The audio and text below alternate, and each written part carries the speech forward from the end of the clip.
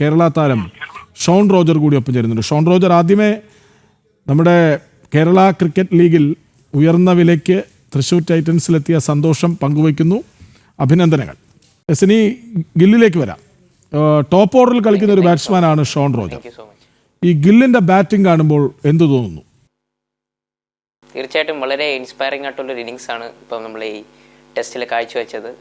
ഒരുപാട് നമുക്ക് എന്നെ പോലെ ബാറ്റ്സ്മാൻ വളരെ കണ്ടുപഠിക്കാൻ ഒരുപാട് കാര്യങ്ങളുണ്ട് അതിൽ. അവർ ഫസ്റ്റ് ഇന്നിങ്സിൽ എങ്ങനെ ബാറ്റ് ചെയ്തു, അതേപോലെ തന്നെ ഇപ്പോൾ സെക്കൻഡ് ഇന്നിങ്സിൽ എങ്ങനെ ബാറ്റ് ചെയ്യുന്നു, ഓരോരോ ഡിഫറെൻറ്റ് ഗെയിം സിറ്റുവേഷനിൽ അങ്ങനെ അവയർനെസ്സോടെ രണ്ടുപേരും. അതേപോലെ ശുഭ്മൻ ഗിൽ ബാറ്റ് ചെയ്ത് ഫസ്റ്റ് ഇന്നിങ്സിൽ 100 269 സെക്കൻഡ് ഇന്നിങ്സിൽ ഒരു 100 അടിക്കാനും, അതും വളരെ ഒരു കുറവ് ബോൾ, കുറച്ച് ഫസ്റ്റ് ഇന്നിങ്സ് അങ്ങനെ കുറച്ചും കൂടെ ബോൾ കുറച്ച് അങ്ങനെയാണ് കളിച്ചതാണ്.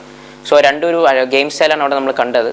ആ ഒരു ഫീൽഡ് സെറ്റിംഗ്, അവരുടെ ഒരു ഒപ്പോണൻസിനെ ഒന്ന് കൗണ്ടർ ചെയ്ത് എങ്ങനെ എവിടെ നിന്നൊക്കെ റൺസ് അടിക്കാനുള്ള ഒരു രീതിയിലാണ് നമ്മൾ കണ്ടത്. സോ വളരെ നല്ലൊരു നോക്കായിരുന്നു കാണാൻ പറ്റിയത്. ശരി, ഈ ധോണി ഇപ്പോൾ ക്യാപ്റ്റൻ കൂൾ എന്ന വാക്കിനെ പേറ്റന്റ് എടുത്ത് സ്വന്തമാക്കാൻ ശ്രമിക്കുകയാണ്. ഇപ്പോൾ ഗില്ലിൻ്റെ കളി കണ്ടപ്പോൾ തുടക്കത്തിൽ തന്നെ അത്ര അനുകൂലമല്ലാത്ത ഒരു സിറ്റുവേഷനിൽ, ഒരു വിദേശ പര്യടനത്തിൽ ഇത്ര കൂളായി കളിക്കുന്നത് കാണുമ്പോൾ ധോണിക്ക് അത് ചെയ്യാൻ പാടില്ലായിരുന്നു എന്ന് തോന്നിയോ?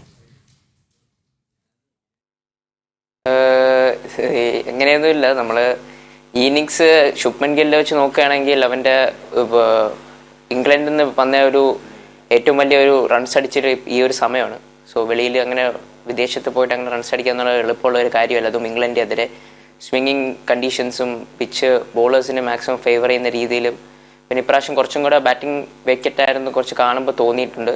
സോ നല്ലൊരു ഇന്നിങ്സാണ് ഗില്ല് കളിച്ചത്. അതും ഇന്ത്യക്ക് വേണ്ടി ഇപ്പം നല്ലൊരു പൊസിഷനിലാണ് അവരുള്ളത്.